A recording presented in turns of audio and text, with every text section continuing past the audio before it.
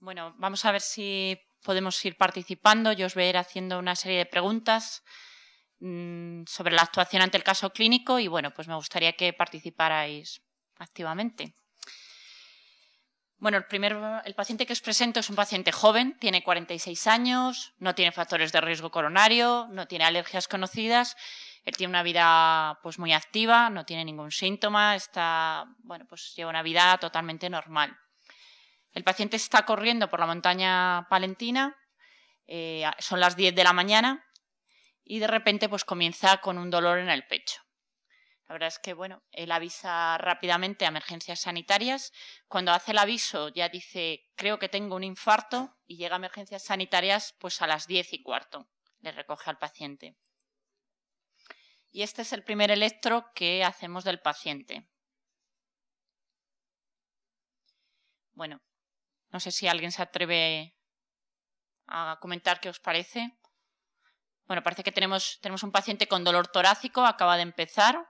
Es un dolor típico, opresivo, y bueno, pues en el electrocardiograma estamos ante un síndrome con elevación del segmento ST. Esta es la situación donde nos encontramos. Estamos en Cervera de Pisuerga, estamos a 1 hora y 22 minutos de Palencia, que es el hospital que correspondería por el área, y estamos a 1 hora y 50 minutos de Valladolid, que es el hospital pues, con disponibilidad de hemodinámica que correspondería a esta zona.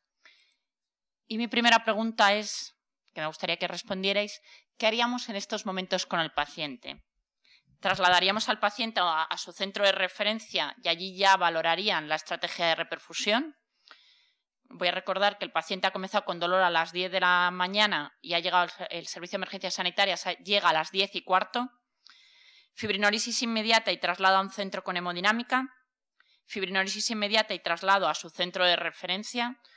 O bien traslado a un centro con hemodinámica para realización de angioplastia primaria. ¿Alguien se anima?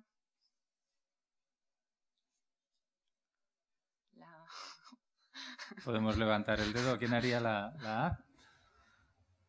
¿No muchos la B? ¿La C? ¿Y la D? La B gana por amplia mayoría. ¿Alguien sé que...? Bueno, pues en este paciente se plantea tratamiento fibrinolítico, llevamos 15 minutos de dolor y el traslado pues no a su centro de referencia, sino a un centro con disponibilidad de hemodinámica. ¿Se le dio nitroglicerina al paciente? Sí, el servicio de emergencias sanitarias. Porque un dolor de 15 minutos es de los que es de los que podría ser que resolviera con nitroglicerina. La verdad, sí. No cumple criterio. Bueno, realmente para el diagnóstico sería dolor de más de 20 minutos con elevación persistente del segmento ST. Visitar a las emergencias que tenéis, porque el paciente en un cuarto de hora no solo están allí, sino que ya le deben haber hecho el electro y han decidido que le han dado la cafeinitina y todo esto y que estamos ante un infarto. Esto yo creo que es de extraterrestres, por bueno que es. ¿No? Sí, sí. En este caso, ahí esa parte del caso se actuó de una forma muy correcta. Bueno, el paciente no presentaba, parece, ninguna contraindicación para el tratamiento fibrinolítico, siempre se reprasa de una forma rápida, es un paciente joven y bueno, pues aquí os muestro un poco las contraindicaciones de la fibrinolisis, que las guías siguen dividiendo en contraindicaciones absolutas y contraindicaciones relativas. Yo creo que realmente hay que quedarse con contraindicaciones y ya está. Y bueno, pues tampoco presentaba un riesgo hemorrágico elevado el paciente. En cuanto a qué fibrinolítico administrar, bueno, pues ya sabéis que existen fibrinolíticos de primera generación, segunda generación y tercera generación. Prácticamente ahora mismo pues no hay dudas en qué fibrinolítico administrar. Se ha visto claramente, bueno, no hay clara evidencia de la superioridad de los nuevos fibrinolíticos, de los fibrinolíticos de tercera generación con respecto a los fibrinolíticos antiguos, pero sí que es verdad que la rápida administración y la sencillez en la administración hace que actualmente pues, se administren los fibrinolíticos de tercera generación sin plantearnos nada más. Siempre se canaliza una vía periférica y, bueno, pues ¿cómo se administra el TNK? Recordar que es incompatible con soluciones glucosadas. Si el paciente tiene una vía glucosada, simplemente hay que lavar la vía. Y siempre se administra el fibrinolítico ajustado por peso, y siempre administrado junto con la enoxaparina intravenosa, esto no lo podemos olvidar, los 30 miligramos, y la enoxaparina subcutánea. Como ya se ha comentado esta mañana, pues en pacientes mayores, que no es este el caso, se reduciría la dosis de enoxaparina subcutánea y no se administraría el bolo. ¿Puedo interrumpir con esto, con una cosa? Y es esto de que en los mayores de 75 años que no se dé bolo de enoxa, ¿no? Esto viene por el resultado del estudio que fue el extracto, que fue el de la hemorragia craneal altísima en mayores de 75 años, ¿no?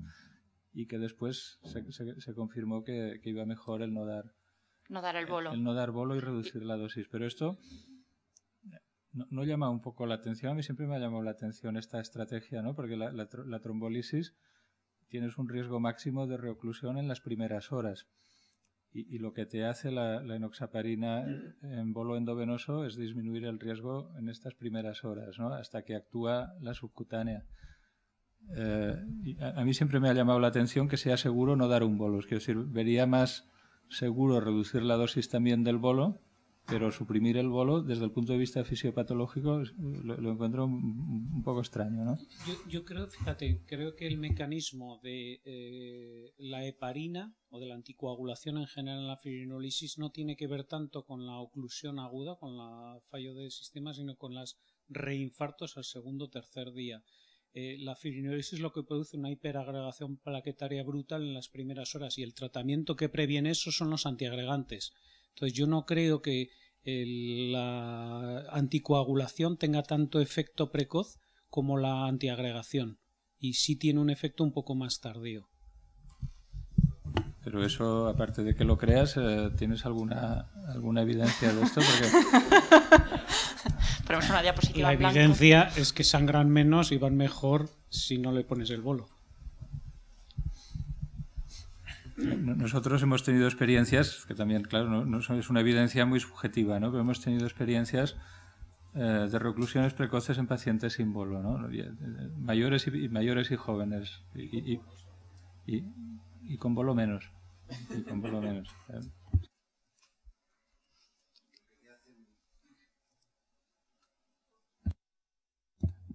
No, yo quería hacer solamente un comentario sobre el tema de la fibrinolisis en este tipo, que yo creo, estando de acuerdo en que la fibrinolisis es el tratamiento de segunda elección siempre, en estos casos tan concretos de infarto en paciente con riesgo muy bajo de complicaciones hemorrágicas, más tiempo de evolución muy corto, más tiempos justos para llegar a angioplastia primaria, 2 horas por lo menos, es el caso que hemos metido, digamos que en el Código de Infarto de Madrid, como de poner trombolíticos. Y yo creo que es un caso que no es muy habitual, pero en el que es difícil decir que la fibrinolisis en este caso yo creo que pueda, porque tampoco están tan claras las cosas, pueda ser superior a la angioplastia. Por un motivo muy sencillo, y es que pilla la fibrinolisis un tipo de trombo que fisiopatológicamente es fácil de disgregar. O sea, y que el porcentaje de éxito es muy alto, es muy rápido de acción en general y puede llegar a hacer hasta abortar cuando se hace tan pronto lo que es un infarto, o hacerlo mínimo. Pero yo creo que es el único caso, casi el que ha presentado, en el que desde el punto de vista se podría pensar en que la fibrinolisis sea igual o superior a la angioplastia primaria. Por eso en estos casos hay que ser más exigente con el tiempo de la angioplastia primaria. Sí, yo creo que sí, la fibrinolisis donde tiene más papeles en este modelo, pero te tengo que decir una cosa. Con el modelo de ejemplo que tú has puesto de paciente, si somos realísticos y atendemos a lo que dice la evidencia y la estadística, este enfermo, el principal tratamiento que recibió fue que la ambulancia, supongo que con desfibrilador, llegara ahí tan rápido. Porque con 46 años, primer infarto, sin complicación clínica en ese momento, eso sin tratamiento, sin ninguno, tiene una mortalidad baja. Con fibrinolisis también. Y con angioplastia también. De hecho, yo lo he mirado en nuestro propio registro, no lo he traído aquí porque no podía traer demasiados datos, porque me parece que era... Y en pacientes con este modelo, tratados en las primeras 2 horas, desde la primera asistencia, no desde el electrocardiograma, desde la primera asistencia, esto en los que se tratan con menos de 2 horas, la angioplastia, la mortalidad es del 1,5%. La hospitalaria, y al año es del 2,5%. Probablemente con la fibrinolisis será igual, probablemente, porque ya son pacientes todos ellos los que se han incluido en el análisis de esos resultados donde se hace tanto énfasis con la angioplastia, con la fibrinolisis, precisamente en este modelo de enfermo, que es el que todo el mundo, y yo también, cree que probablemente tiene ahí la fibrinolisis en papel. Es el paciente que no tiene complicaciones, porque con el paciente con complicaciones todo lo que hay de la evidencia es que es mejor la angioplastia, eso tiene sentido, es mejor la angioplastia primaria. Por ejemplo, con el KILIP 2 o el KILIP 3 cambia mucho si tú haces un tratamiento o el otro, cambia mucho la mortalidad. Cuando ya no estamos hablando de lo que decía ahora Pepe del reinfarto, eso no lo estamos considerando nunca. Oiga, para, por ejemplo, los tratamientos antiagregantes, el endpoint primario, y donde nos basamos para establecer diferencias entre un tratamiento y otro muchas veces, incluye un endpoint combinado, que es mortalidad, reinfarto, ictus muchas veces. A esto le estamos pidiendo, en el endpoint más duro de todos, que sea en el que más diferencia tiene que tener. Y no hablamos de los otros endpoints. Pero en cualquier caso, insisto, yo no quiero dar la imagen de que soy contrario a la fibrinolisis, que quizás la estoy dando al revés. A mí me parece un magnífico tratamiento. Lo que pasa es que me parece que hay que ser exigentes también con ese tratamiento y hay que comparar las cosas bien comparadas. Y insisto, te lo decía, y perdón que me estoy alargando, te lo decía antes aquí en privado, en Cataluña estamos observando y lo queremos cuantificar, pero es muy difícil, que gracias a la organización, cada vez, y si me equivoco en tu experiencia de tu hospital me desmientes, cada vez vemos más pacientes que la ambulancia llega al domicilio y o en su presencia fibrilan o llegan a tiempo de desfibrilar. Y es porque el sistema hace que obligatoriamente vayan rápido. Y muchas veces es una ambulancia básica, que en las básicas, en Cataluña todas las de las emergencias, supongo que en el resto son iguales, llevan el DEA. Es decir, que no necesariamente estás poniendo conocimiento, estás poniendo una máquina allí. Y a veces llegan ellos 10 minutos antes que la avanzada. Y en esos 10 minutos han desfibrilado al paciente. Yo lo estoy viendo esto cada vez con más frecuencia. Y por lo tanto, ese es un beneficio adicional de un programa que no tiene nada que ver con el tratamiento que establecemos y que yo creo que es muy importante, porque lo que pasa antes de llegar al hospital, pasa. Y estamos hablando de lo que pasa una vez llegan vivos al hospital. Pues que muchos, se ha dicho aquí esta mañana, ya no llegan. Y ahí yo creo que el estar organizados, sin necesidad de que sean ambulancias muy medicalizadas, tiene un valor añadido importante.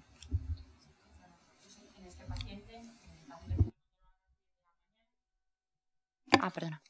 Empieza con dolor a las 10 de la mañana. Este es el paciente que he comentado antes, es el marido de un médico de emergencias sanitarias que trabaja en la zona. Emergencias sanitarias llega a las 10:15. Antes os he planteado qué tratamiento realizaríais. Bueno, pues en los primeros 15 minutos, en la primera hora, cuando estamos lejos de un centro con disponibilidad hemodinámica, parece que estamos un poco de acuerdo en que un buen tratamiento podría ser la fibrinolisis.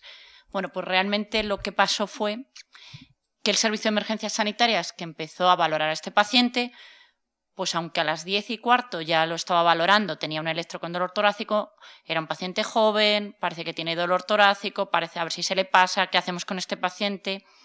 Contactó con la unidad coronaria del Hospital de Valladolid para ver qué hacía, para ver, pues os mandamos el electro, pues tal. El caso es que al final se terminó poniendo el tratamiento fibrinolítico, pero como veis, pues una hora y 10 minutos después de que el Servicio de Emergencias Sanitarias había contactado con el paciente.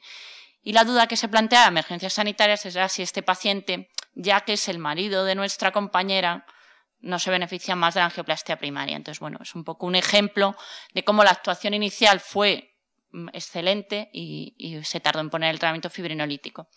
Se puso el tratamiento fibrinolítico y se trasladó directamente al centro de hemodinámica.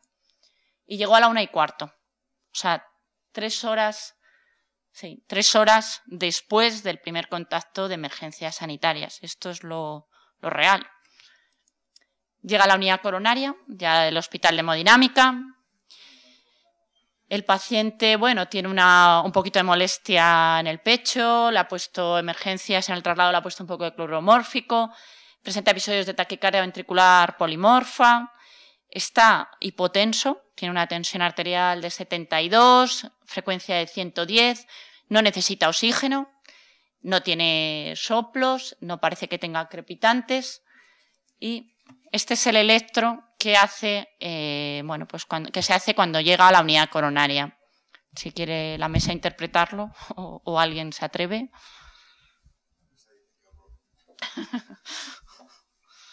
Qué horror. Vamos a ver si lo interpretamos un poco, ¿no? ¿Qué ritmos parece que tiene? Para empezar, un electrón. Ritmo idioventricular. Esto parece un ritmo idioventricular, o tiene una morfología de bloqueo rama izquierda en las precordiales, no se ve bien la onda P, por lo tanto me parece muy oportuna la pregunta de entrada qué ritmo es, pero yo creo que sin duda ninguna el paciente, a pesar de todo y teniendo en cuenta el electro previo, está claro que tenía un infarto anteroseptal lateral previo y aquí creo que se sigue viendo con su imagen especular en la cara inferior.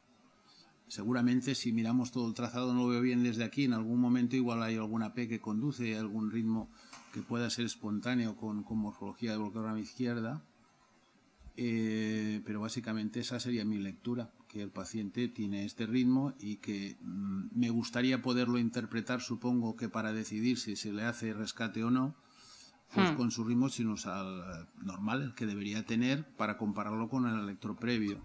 Y probablemente a lo mejor con medio miligramo de atropina, igual esto pasaba a ritmo 1 miligramo, pasaba a ritmo sinusal normal y se podría interpretar mejor. Eso sería quizás lo que yo haría.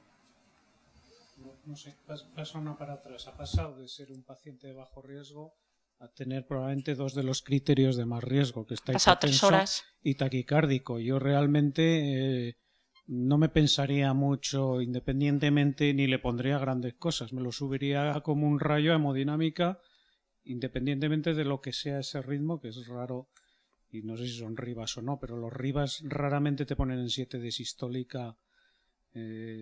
Bueno, no sé si tiene además algo más. Es decir, me gustaría... Nosotros tenemos un eco en la coronaria, le haríamos sobre la marcha un eco rapidísimo, para que no está taponado, que no tiene una rotura, que no tiene CIV y eso, que es raro en una persona de 40 y tantos años, y fibrinolizado a la hora y media, rarísimo, pero es una evolución muy rara.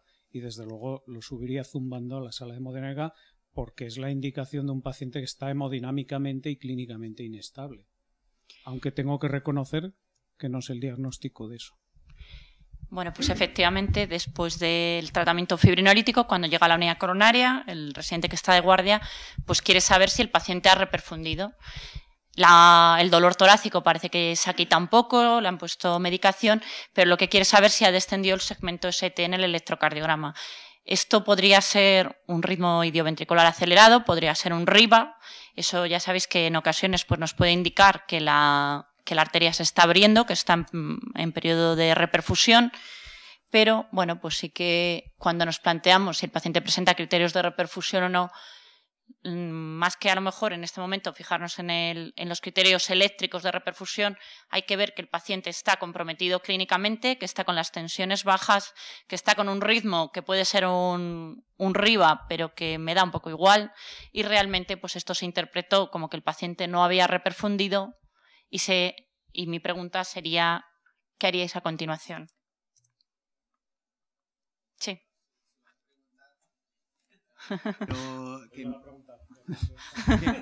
Que me llama la atención que sí que está hipotenso y algo taquicárdico, pero que satura un 99%, que no tiene signos a la exploración física de fallo cardíaco al menos. Sí, no está descrito en la historia ni galope. Y que no... Bueno, es un poco llamativo esa discordancia, ¿no? Simplemente. Sí, bueno, aquí es un poco para explicar eso, que muchas veces cuando el paciente ves que no va bien, pues bueno, que los criterios, si queremos ser estrictos, nos basaríamos en el electrocardiograma, pero que si ves que hay algo que no te cuadra, bueno, se puede hacer un ecocardiograma y a continuación, pues bueno, muchas veces te planteas el intervencionismo. Digo eso porque ciertamente puede haber una complicación mecánica, pero con un fonendo generalmente se suele diagnosticar. Y no hay soplo. No está ahí esto expuesto. Y es un infarto anterior donde es muy excepcional la participación del ventrículo derecho para explicar la hipotensión aislada. Los infartos anteriores que van con hipotensión como consecuencia de una afectación importante del ventrículo izquierdo suelen tener otras manifestaciones clínicas acompañantes. Congestión.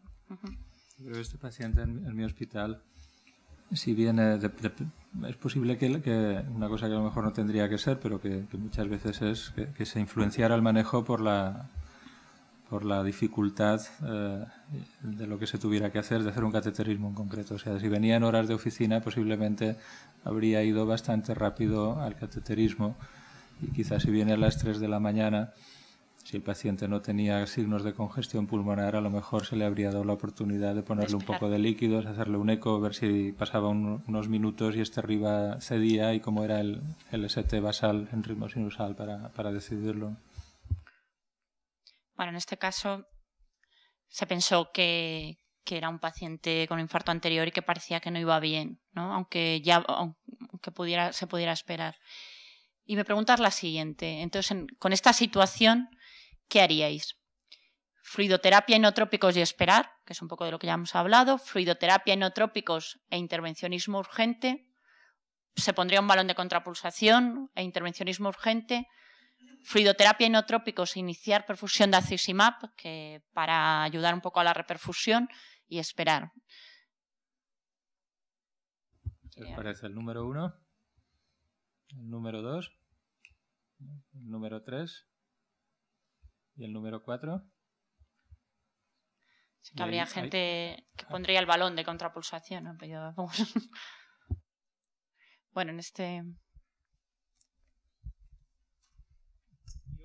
Yo esperaría poner inotrópicos, sinceramente. Otra opción sería poner el líquido de momento. Ninguna de ellas esto. Yo le pondría fluidoterapia, vería un poco cómo va, y desde luego si no remonta muy rápido, y estoy de acuerdo con Pepe, claro, si te toca a las 3 de la mañana entre que vienen y eso te da tiempo a jugar y mirar y tal, y ver el eco y tal. Si no, le haría que urgente, le metería líquidos, y si no remontan lo subo zumbando hemodinámica, pero desde luego sin inotrópicos y sin balón, sin perder más tiempo. Bueno, este paciente se hizo fluidoterapia, se avisó para intervencionismo urgente y sí que se inició perfusión de noradrenalina a bajas dosis mientras llegaba el hemodinamista. Se hizo un ecocardiograma, como ya se ha hablado, pues mientras se avisó antes a hemodinámica, mientras llegaba el hemodinamista, pues se hizo el ecocardiograma que descartó la presencia de complicación mecánica. Y se llevó directamente a la sala de hemodinámica.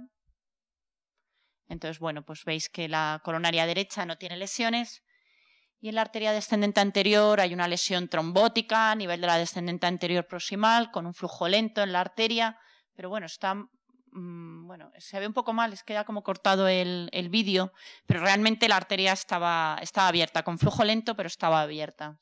Aunque veis que queda como cortada, sí que estaba abierta. Se hizo una angioplastia y la verdad es que el resultado... Uy, se ha parado.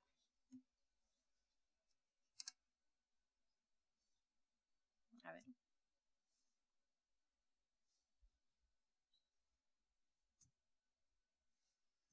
Vaya. Ahora.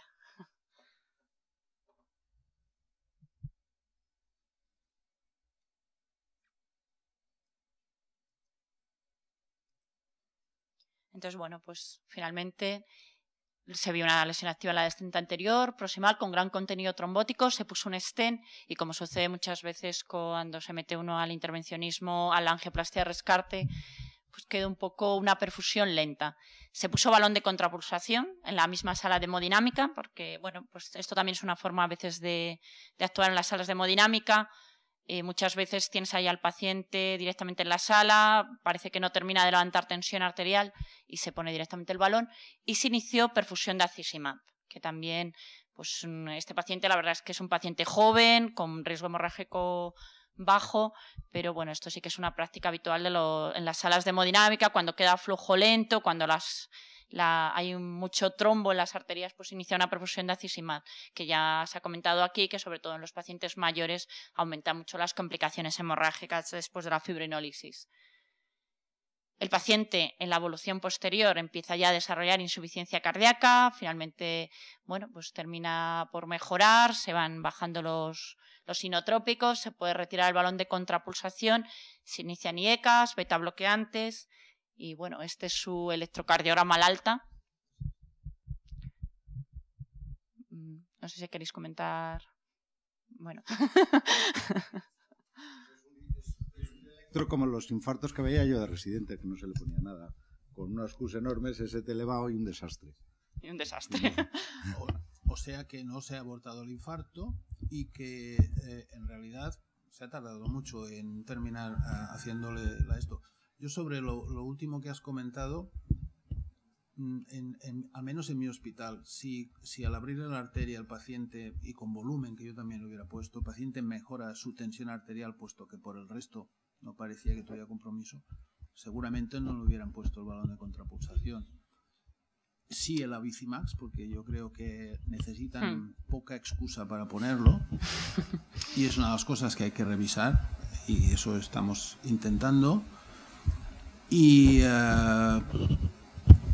me parece que no me ha llamado la atención, supongo que porque el paciente se valoró como que estaba en shock o casi, que el procedimiento se ha hecho por vía femoral. Creo, en nuestro medio, si no es que está en shock real, en general casi siempre todo lo hacen por vía radial y les va bien. Sí, yo creo que eso evita complicaciones posteriores de sangrado, complicaciones de las que estamos hablando aquí a lo largo de la mañana, si administrar un fármaco o no. Por la femoral eso hay que tenerlo muchísimo más presente, por la radial es bastante excepcional que tengamos. Sí, yo creo que, vamos, ahora no me recuerdo qué hemodiálisis la hizo, pero en Valladolid se hace el 85% por vía radial, aunque sea intervencionismo urgente. Yo creo que lo de la vía femoral fue un poco por la situación de hipotensión. Y sí que es verdad que muchas veces puedes esperar a ver qué tal va el paciente después de la apertura de la arteria con líquidos, pero bueno, yo lo que veo que es muy frecuente poner el balón de contrapulsación casi por no esperar a ver cómo remonta con líquidos. Y bueno, pues efectivamente, como comentaba Joaquín, el electrocardiograma al alta es un electro pues con una onda Q muy extensa, con elevación del segmento ST. Y bueno, pues es que yo creo que es un caso un poco desgraciado. Porque, sí.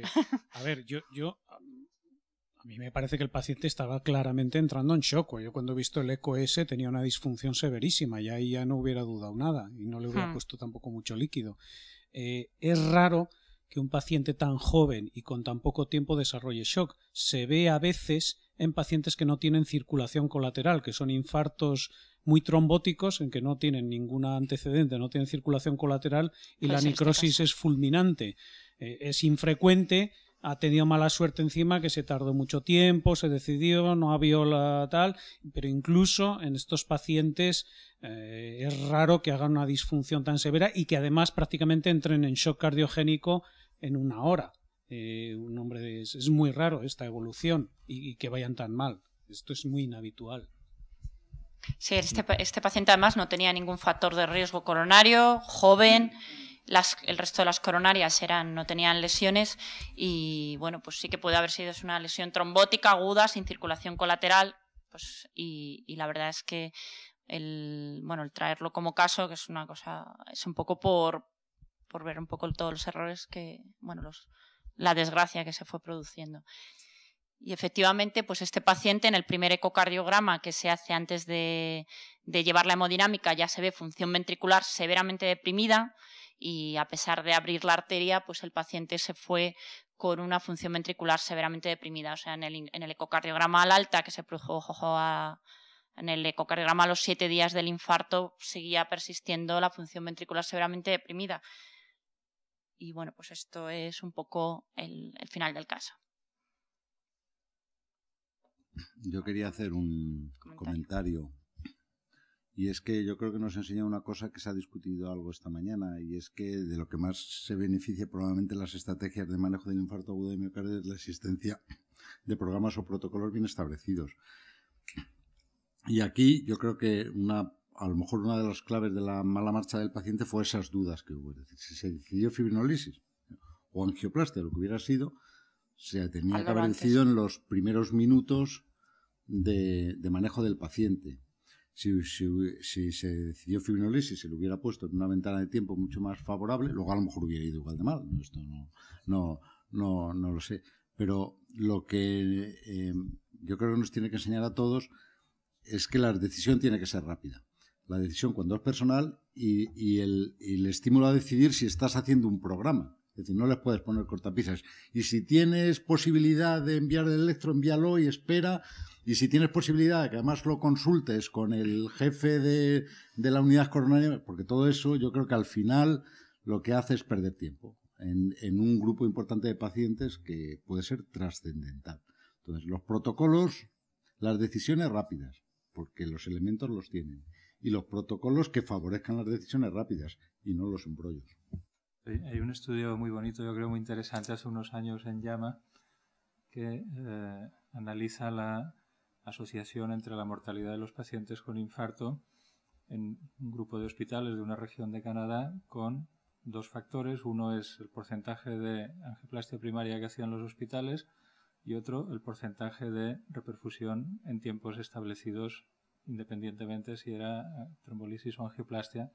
Y mientras que no había ninguna relación con el porcentaje de angioplastias primarias, sí que había una relación muy estrecha con el porcentaje de reperfusiones a tiempo.